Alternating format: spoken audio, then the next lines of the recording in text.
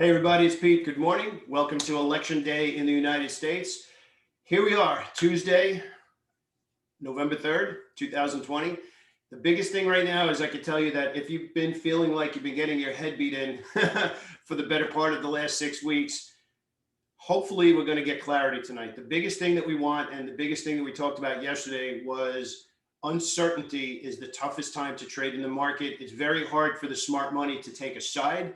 And it looks like right now with the futures up big again for a second day in a row that we're going to start strong. Whether we stay there or not is really for a day trader to determine as the market's unfolding. From a swing trading perspective, I'm not taking that many big positions right now.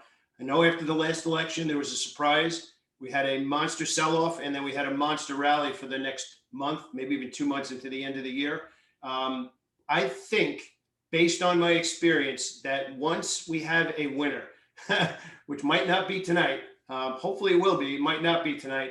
Once we have a winner, regardless of political affiliations, from a trading perspective, I got a frog in my throat, we should have clarity. We should have direction. It should be easier to get back to focusing on price action. Also, a very big thing is we will most likely get a stimulus package. It probably won't be the same one that we got in March, but it will help. That's a lot of money they're talking about throwing around, whether it's 1.8 trillion, 2.4 trillion, it's still a trillion something. If that happens and one side is able to push something through, or hopefully let democracy win, both sides push it through, we will have clarity and we will have a stimulus package, which could get back to really some nice trading. I'm not discounting the pandemic at all. That's still the overhang, but that's why we need the stimulus package in the first place. The world has changed. The country has changed. That's a big thing. It's not just us. The whole world is going through this pandemic. So how do you trade this right now? What should we be looking at right now? Well, all week long, and even the last couple of weeks, we've been talking about play the long game, work your orders. And essentially what I was doing was keeping everybody out of harm's way who's in our community and telling you when the conditions are better, we will get back to being a little bit more aggressive and feel more confident in our follow through. Right now, because of all of this indecision, we've been trading for cash flow. So we're going to continue to trade for cash flow today, where I'm looking for short-term positions, easily identifiable opportunities outside of some recent price action. And then hopefully this time tomorrow, we have a decision, we have a winner, again, not taking a political side here, and then we can get back to the business of feeling good that we're going to get follow through. Okay, so we're going to head over to the charts. First thing that I was going to give it a little bit of context is the price action that we had for August, September, and October, and it was pretty stark. So I really want to give you some confidence right now that it's kind of like that old breakup line. It's not you, it's me. That's what the market has done the last couple of months, is really make some smart people doubt their abilities. And I'm here to tell you right now, have confidence in yourself. Sometimes it's not that you aren't trading good. Sometimes it's just a tougher condition. We're going to take a look at what that has looked like and then a few ideas heading into today's price action. So if we just take a look at the raw price action from, let's even say July, July's price action in the SPY here, you can see pretty much was nothing but bullish. And if we actually put this on a weekly chart, you can see here in this time period, we had 9 consecutive weeks of well bid price action. And then at the end of August, we had massive selling. Then we tried to recover in October, and then we lost it all in October, heading now into November. So again, this has not been perfect. And as I said in this morning Stocks for Breakfast video, you need to know what perfect looks like. So you start to move away from perfect. You know how to manage those trades differently. But we do have some opportunity today. So we're going to talk about 2 that we've been watching. And the reason I'm calling out these ideas is they are easily identifiable to be trades or not trades. So HOG has now traded back into another inside day, which is still inside this giant gap day. You can see that we're trading positive by a little bit. So we're really risking nothing more than the difference between the high and the low here, looking for it to blow past 37 again. We are also looking at ROKU, which has had some selling recently, but then went into an inside candlestick as well. Again, very easily identifiable price action to know if we're quickly right, quickly getting into the trade, and easy to understand how to manage this position. And ROKU here, from a day trading perspective, we're looking for the 225 area.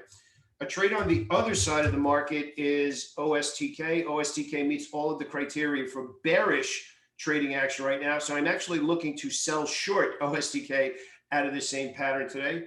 NEM is actually setting up an interesting play where it just broke out yesterday, but this stock usually fails on breakouts. I've taken a few of them this year that have not followed through. So I am actually looking, if NEM, Newmont Mining, actually Newmont Corporation opens higher today, opens higher and pushes higher, I'm actually looking to sell the stock short today as a day trade. So that's a very clear strategy. I am not looking for the breakout to follow through. I'm actually looking for it to fail on a higher opening and reverse.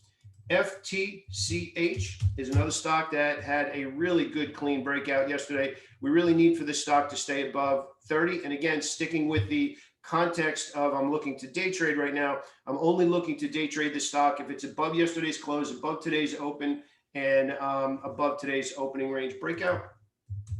WRK, not WORK. WRK had a nice bullish gap yesterday and held the gap. That's important. Not only did we break, but now we're actually looking at the resistance level here, where the next level is 44. So you have 42 and then 44. So depending on how the market trades, if we hold this big move in the futures today, we could get a good clean trend day in WRK as well today.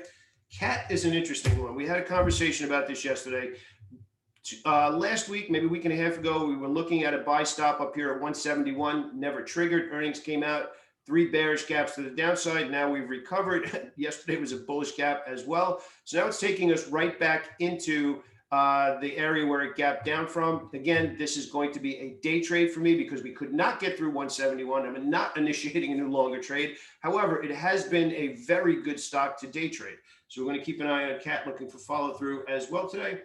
Discover Financial, DFS, is another trade that has now gone well bid for 2 days in a row. Yesterday was also a bullish gap, looking for follow through here as well. And you can see the 68 level is a pretty big resistance. So if we open above there and stay there, you can hang on to that day trade a little bit longer. And finally, we're going to finish up with ADP. And I want to talk about PayPal for a second as well. ADP actually traded out of a 3-day breakout, traded above this resistance, which is the same resistance for here. This is a position that I might consider holding a little bit longer if it holds the well bid status. So if you've been watching some of the trading that we've been doing lately on breakouts specifically, and especially in September and October, we've been forcing these stocks to stay well bid. So in other words, they break out, we're looking for a higher high and higher low and close near the highs. And then that would be the signal. So today we really need to see if ADP closes well bid and near the highs, then we could possibly make a run at 180. It'd be one of the few trades that I'll be looking at. PayPal, ever since the announcement of crypto, it's actually been getting beat up a little bit, but now it's getting down to an area where I would consider start building a position. It needs to go at least well bid on the daily chart, but you can see it's actually down 5%, $9.50 at this point.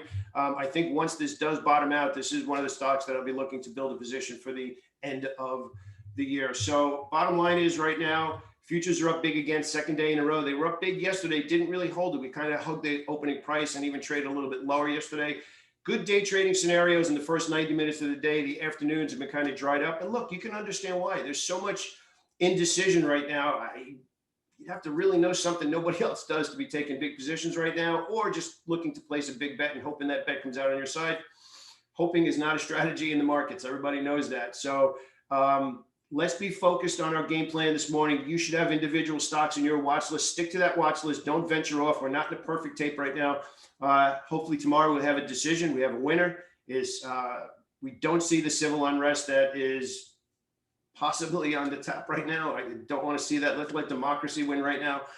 Let's have a great day of trading. Let's be smart. Let's play the long game and hopefully come back tomorrow and we get some clarity and we can expect big follow through on Wednesday and through the rest of the month. Have a great day, everybody. Get out there and vote.